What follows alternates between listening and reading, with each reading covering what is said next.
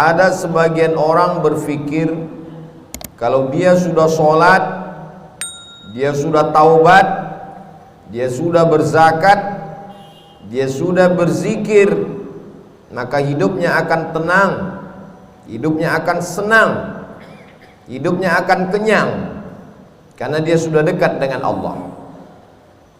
Tapi kemudian setelah dia berhijrah, bertaubat, zikir dan sholat, ternyata rezekinya tidak lancar.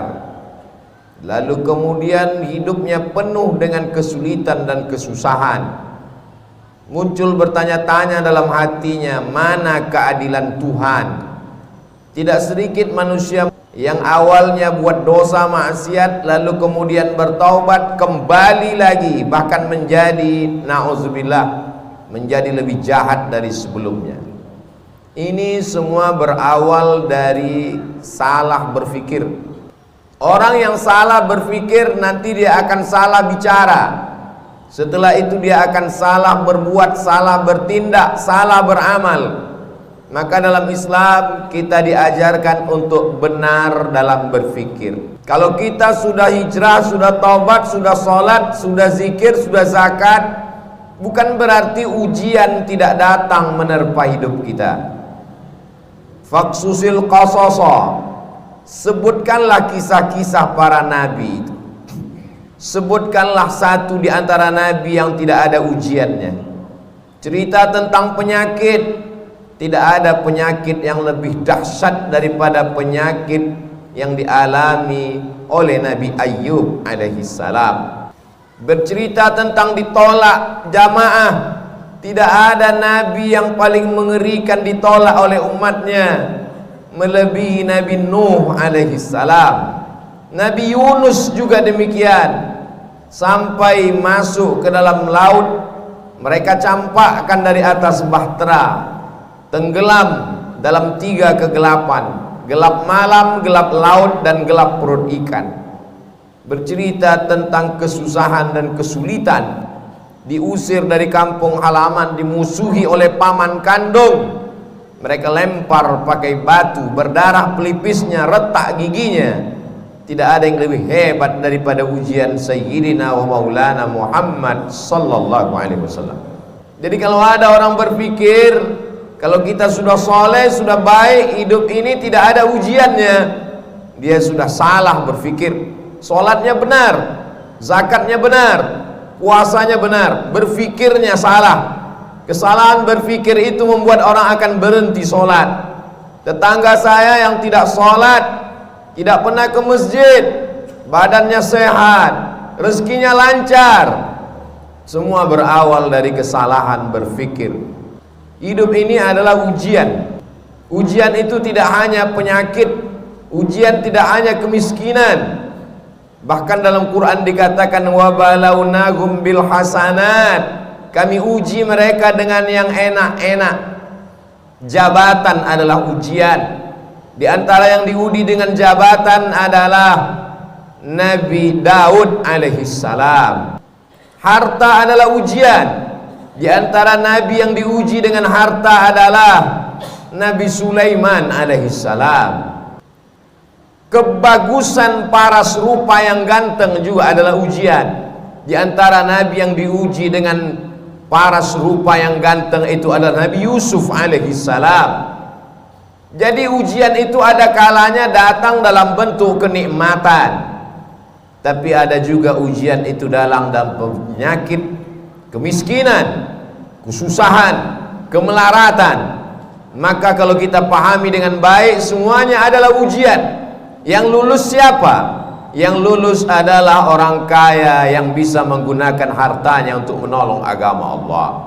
Yang lurus adalah orang yang punya kuasa, tapi sehari dipakai untuk berpuasa, sehari dipakai untuk makan. Itulah dia Nabi Daud. Ahabbus shaum ilallah shaumi Daud. Puasa yang paling disukai Allah, puasa Nabi Daud. Mengapa demikian? Walaupun dia berkuasa, tapi harinya dia bagi. Yasumu yauman, sehari dia berpuasa. Wa yuftiru yauman, sehari dia makan, sehari dia pakai untuk mengingat Allah. sehari dia pakai untuk mengatur rakyatnya, dan mengatur rakyat itu juga dapat pahala dari Allah Subhanahu wa ta'ala. Jadi kalau kita berpahaman, berpikiran benar, insya Allah apapun yang datang kepada kita, kita anggap sebagai ujian. Datang senang, ujian. Datang susah, ujian. Datang harta, ujian. Datang miskin juga ujian. Orang yang berharta lulus ketika harta itu tidak sampai ke dalam hatinya, hanya sampai di tapak tangannya. Dia hanya menerima, setelah itu dia kasih kembali. Terima kasih. Dia bangunkan ke pesantren, dia bangunkan ke masjid, maka dia lulus ujian harta. Orang yang miskin bagaimana lulus ujiannya? Dia bersabar, tapi dia tetap berusaha, berikhtiar. Ahlus sunnah wal jamaah tidak membiarkan diri dalam kemelaratan. Innallaha la yughayyiru ma biqaumin hatta yughayyiru ma bi anfusihim. Allah tidak merubah suatu kaum sampai mereka berusaha untuk merubah diri mereka sendiri. Gunakan potensi yang ada pada diri. Jalin silaturahim, buka usaha. Tetap tidak datang keuntungan, berarti sudah ditakdirkan Allah untuk bersabar. Orang kaya bersyukur, balasannya la in syakartum la azidannakum. Kau bersyukur, ku tambah nikmat. Orang miskin bersabar, balasannya innama yuwaffas sabiruna ajrahum bighairi hisab. Orang yang sabar diberikan balasan bighairi hisab, tanpa ada yang bisa menghitungnya. Hanya Allah saja yang tahu hitungannya, balasannya. A'dadtu li'ibadiyas salihin, kusiapkan balasan untuk hamba-hambaku yang soleh. Mala a'yunun ra'at, belum pernah dilihat mata. Wala udhunun sami'at, belum pernah didengar telinga. Wala khatara ala qalbi bashar, belum pernah terlintas di hati manusia. Kalau sudah benar pemahaman kita bahwa nabi-nabi, rasul-rasul yang dekat dengan Allah pun diuji dengan penyakit, diuji dengan musibah, diuji dengan berbagai macam ujian, dan ada di antara mereka yang diuji dengan kekuasaan, dengan harta, dengan paras rupa. Ada di antara mereka yang diuji dengan kesakitan, kemelaratan, terusir dari kaumnya. Fahamlah kita bahwa kalau kita sholat, kita bisa kaya, kita juga bisa susah. Kalau kita sudah hijrah, sudah taubat, kita bisa sehat, kita pun juga bisa sakit. Sehingga kalau sudah hijrah, sudah taubat, datang penyakit silih berganti, datang ujian, bisnisnya jatuh, sholatnya tidak berhenti, dia tidak merajuk, tidak ngambek, tidak marah kepada Allah, karena dia tahu Allah menguji aku. Liyabluwani, Allah sedang menguji aku. Ashkur, apakah aku bersyukur, am akfur, atau aku menjadi kufur kepada Allah Subhanahu wa ta'ala. Semua berawal dari kesalahan berfikir. Afala tatafakkarun, kenapa kamu tidak berfikir? Afala ta'qilun, kenapa tidak menggunakan akal pikiran? Tidak ada yang sulit bagi Allah Subhanahu wa ta'ala. Allah Maha Kuasa, fa'alul lima yurid, dia berbuat sesuai kehendaknya, bukan kehendak atasannya. Dia tidak punya atasan. Wa huwa ala kulli syai'in qadir, dia Maha Kuasa atas segala sesuatu. Tidak ada yang menguasainya. Tidak ada yang perlu membutuhkan proses waktu bagi Allah. Innama amruhu idza arada syai'an ay yaqula lahu kun fayakun. Maka ketika Nabi Ayyub alaihissalam makin parah penyakitnya, dia tidak mengeluh kepada Allah. Dia tidak mengatakan aku ini nabi, kenapa aku bisa sakit? Dia hanya berkata, Rabbi anni massaniyad durru wa anta arhamur rahimin. Rabbi, ya Allah, anni, aku, massaniyad durru, aku kena penyakit, wa anta arhamur rahimin, engkau maha penyayang di antara yang sayang. Kalau kita teliti satu persatu doa Nabi Ayyub itu, tidak ada dia minta sembuh. Rabbi, ya Allah, anni, sesungguhnya aku, massaniyad durru, aku kena penyakit, wa anta arhamur rahimin. Engkau maha penyayang di antara yang sayang. Lalu di mana kita yang meneteskan air mata hanya karena sesuatu yang belum ada apa-apanya dibandingkan Nabi Ayyub alaihissalam? Anaknya meninggal, kebunnya kering kerontang, hujan tidak turun, binatang ternaknya mati semua, malang tak dapat ditolak, untung tak dapat diraih, penyakit datang silih berganti. Imannya tidak berubah, dia malu meminta kepada Allah subhanahu wa ta'ala. Begitu juga ketika Nabi Yunus alaihissalam masuk ke dalam perut ikan, dia tidak ada mengeluh, dia tidak ada meminta kepada Allah, dia hanya berkata la ilaha illa anta subhanak inni kuntu minadh dhalimin. Sekarang kita teliti satu-satu perkata doanya itu. La ilaha, tiada Tuhan, illa anta, melainkan engkau, subhanak, maha suci engkau, inni, sesungguhnya aku, kuntu minadh dhalimin, aku termasuk orang yang zalim. Tidak ada dia minta keluarkan aku dari perut ikan ini, ya Allah. Aku ini nabi, kenapa aku terusir dari kampungku?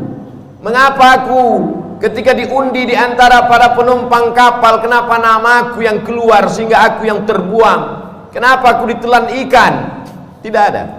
Dia hanya berkata la ilaha illa anta subhanak inni kuntu minadh dhalimin. Mereka adalah orang-orang yang sudah putus hakikat tauhidnya. Bagi mereka diikuti umat dengan tidak diikuti sama saja. Antara senang dengan lapar sama, karena yang memberikan kenyang juga dia, yang memberikan lapar juga dia. Hari ini begitu banyak orang yang berkata alhamdulillah ketika kenyang, lupa kepada Allah saat lapar. Atau ada juga terjadi sebaliknya, waktu lapar ingat Allah, setelah kenyang lupa kepada Allah. Yang kau minta saat kau susah, dia juga yang kau minta saat kau lapang. Yang kau minta saat kau senang, dia juga yang kau sembah saat kau susah. Allah, qul huwallah, dialah Allah. Tidak ada Tuhan baik, tidak ada Tuhan jahat. Seperti mereka yang mengatakan ada Tuhan yang baik, ada Tuhan yang jahat. Banyak sekali Tuhan-Tuhan yang disembah. Dalam Islam kita hanya meyakini la ilaha illallah, dialah yang maha baik. Kalau ada sesuatu yang tidak menyenangkan kita datang menimpa kita, menurut kita itu tidak baik, tapi menurut Allah itu baik. Hubungan kita dengan Allah dibangun dengan dua cara. Yang pertama husnuzan, kita sudah berusaha all out, mengerahkan segenap potensi diri, terjadi tidak sesuai dengan yang diinginkan, kita hanya mampu berhusnuzan kepada Allah. Berarti Allah punya rencana yang lebih baik, yang lebih indah daripada rencana kita. Puncak daripada hubungan pada Allah adalah ridha. Makanya sebelum matahari terbit, di awal hari kita sudah mengatakan raditu billahi rabba, aku ridha kepada engkau ya Allah. Apapun yang kau berikan kepada aku ridha. Kau berikan sehat, aku ridha. Kau berikan sakit, aku pun ridha. Tapi tetap berusaha berobat. Kau berikan aku kaya, aku ridha. Kau berikan susah, aku tetap juga ridha. Namun tetap berusaha, berikhtiar, membuka segala usaha. Orang yang masuk ke dalam surga itu nanti ditanya Allah, ya ahlal jannah, hai penghuni surga, kamu sudah mendapatkan semua balasan, mau apa lagi?